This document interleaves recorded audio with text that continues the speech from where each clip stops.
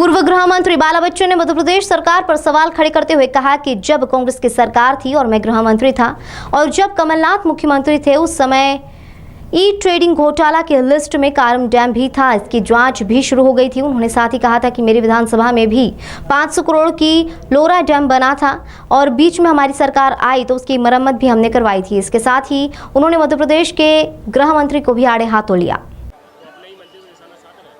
बिल्कुल, मैं आप लोगों को बताना चाहता हूं कि जब कमलनाथ जी की सरकार थी, तत्कालीन कमलनाथ जी जब मुख्यमंत्री थे उस समय मैं खुद भी गृह मंत्री था और मैं आप लोगों को बताना चाहता हूं कि ई टेंडरिंग घोटाला जो हुआ था, ई टेंडरिंग घोटाला की लिस्ट में ये कारम डैम भी था।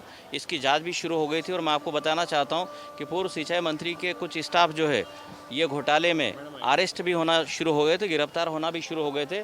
तो बहुत बड़ा ये घोटाला है और न केवल कारम डैम ही नहीं, मध्य प्रदेश के जो लेटेस्ट जितने अभी जो डैम बने अगर उनकी जो जांच होगी तो ये सरकार की पूरी पोल खुल जाएगी। हमारे यहाँ पर मेरे यहाँ पर भी एक लगभग 500 करोड़ रुपए का लोअर गोई डैम बना था, वो तो बीच में हमारी सरकार आई थी तो उसकी हम उस डैम का पूरा हम लोगों ने ट्रीटमेंट किया था, नहीं तो गेट के नीचे से पूरा पानी निकल जा रहा था। तो ये सरकार में करप्शन और भ्रष्टाचार के सिवाय कुछ होता नहीं है और बेलगाम सरकार है, इस पर कोई सरकार का कंट्रोल नहीं है।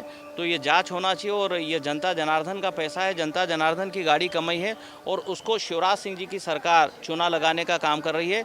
तो मैं जिनने जो बोला है कि 2 मंत्री नहीं, मैं समझता हूं कि जो मुख्यमंत्री की जिस तरह से जो लापरवाही है और ये भ्रष्टाचार के माध्यम से पैसा जो जुटाया जाता है और जहां भी ये जो खर्च करते हैं इस पर रोक लगना चाहिए।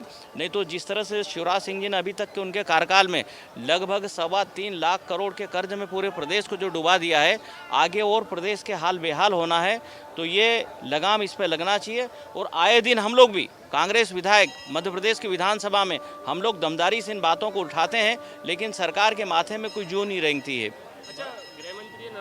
देखिए, संगठन की एक प्रोसेस होती है। कांग्रेस पार्टी के संगठन के जो चुनाव चल रहे हैं, चाहे वो ब्लॉक कांग्रेस की हम अध्यक्षों की बात करें, पीसीसी एआईसीसी डेलीगेट की हम लोग बात करें, उसकी तैयारी चल रही है और जहां जो डिजर्व करते हैं, जहां जिनको पार्टी को जो लगाना चाहिए वहाँ निश्चित बनेंगे और साफ़ सुथरे चुनाव होंगे। और मैं आप लोगों को बताना चाहता हूँ, मैं पूरे मध्य प्रदेश में घूमता हूँ, कमलनाथ जी के नेतृत्व में मध्य प्रदेश में कांग्रेस बहुत तेज़ गति से मजबूत होती जा रही है। वर्ष 2023 में विधानसभा का जो चुनाव होगा, हम सरकार बनाएंगे और कमलनाथ जी फिर से मध्य प्रदेश में मुख्यमंत्री बनेंगे। कमलनाथ जी को एसएस का चुनाव में शामिल होना लड़ना चाहिए। आपको लगता है कि एक ऐसा अध्यक्ष, क्योंकि उनको अनुभव बहुत अच्छा है उनके पास में और ये कांग्रेस के तमाम कार्यकर्ताओं की मांग भी। देखिए, कमलनाथ जी लगभग 40-42 साल से मैं समझता हूं कि एक लोकसभा सीट से जो कि 9 बार वो खुद और उसके बाद अभी उनके बेटे नकुल नाथ जी जो सांसद जो बने हैं, देश के किसी भी राजनीतिक दल के पास एक लोकसभा क्षेत्र से 10वीं बार सांसद बन के कोई राजनीति करे या कोई जनता वहाँ की जिता कर भेजे,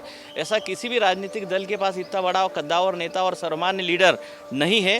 तो आदरणीय कमलनाथ जी को सब तरह का तजुर्बा है और जहाँ उनको पार्टी लगाना चाहेगी, जहाँ श्रीमती सोनिया गांधी जी, राहुल गांधी जी और प्रियंका गांधी जी को जो लगाना चाहिए वहाँ उनको लगाएंगे और कमलनाथ जी उसके रिजल्ट देंगे। मैं समझता हूँ, बिल्कुल मैं समझता हूँ कि उसके पहले सबसे पहले अब जो है मध्य प्रदेश की जनता ये चाहती है और हम लोग भी ये चाहते हैं कि कमलनाथ जी ने मुख्यमंत्री रहते हुए बहुत अच्छी सरकार चलाई थी और जिन भी कारणों से सरकार जो गई, हम चाहते हैं कि वापस कमलनाथ जी के नेतृत्व में मध्य प्रदेश में सरकार बने, फिर से कमलनाथ जी मुख्यमंत्री बने, जो मध्य प्रदेश के बचे हुए काम, छूटे हुए काम जनता के हम लोग कर सके। लगभग 3500 से अधिक किलोमीटर की पदयात्रा राहुल गांधी जी के द्वारा जो की जा रही है, जिसमें मध्य प्रदेश के भी बहुत सारे जिले हैं और लगभग 16 दिन की यात्रा मध्य प्रदेश में भी होगी।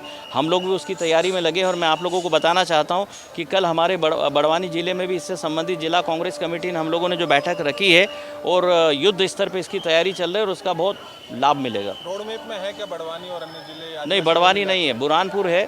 बुरहानपुर है, बुरहानपुर के बाद फिर इधर छेगांव माकन होते हुए बड़वा और सनावद के बाद फिर इंदौर निकल आएंगे। ये है। वैसे कुछ बीजेपी के विधायक तो वो बेहतर है।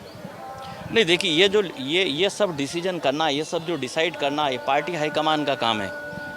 मैंने अभी आपको क्या बोला कि उनको जहाँ लगाएंगे, फ्री फॉर ऑल है, कोई भी खड़ा हो सकता है। जहाँ उनको जहाँ लगाएंगे वहाँ वो बेहतर रिजल्ट दे सकते हैं और ये पार्टी डिसाइड करती है। आप क्या मानते हैं, बनना चाहिए उनको राष्ट्रीय अध्यक्ष? नहीं, देखिए, अभी मैंने तो आपको बोल दिया है कि पहले हमको मध्य प्रदेश में 2023 में सरकार बनाना है, तो कमलनाथ जी के नेतृत्व में सरकार हम लोग बनाएं, उसके बाद जो भी पार्टी डिसाइड करे। और मैं जहां तक समझता हूं कि आदरणीय नाथ साहब भी ऐसा चाहते हैं कि मैं वापस से मध्य प्रदेश में मध्य प्रदेश में कांग्रेस की सरकार बनाऊं और मध्य प्रदेश की जनता के बचे हुए काम, जिनको हमने काम करने का जो बीड़ा उठाया था, वो हम पूरा कर सकें।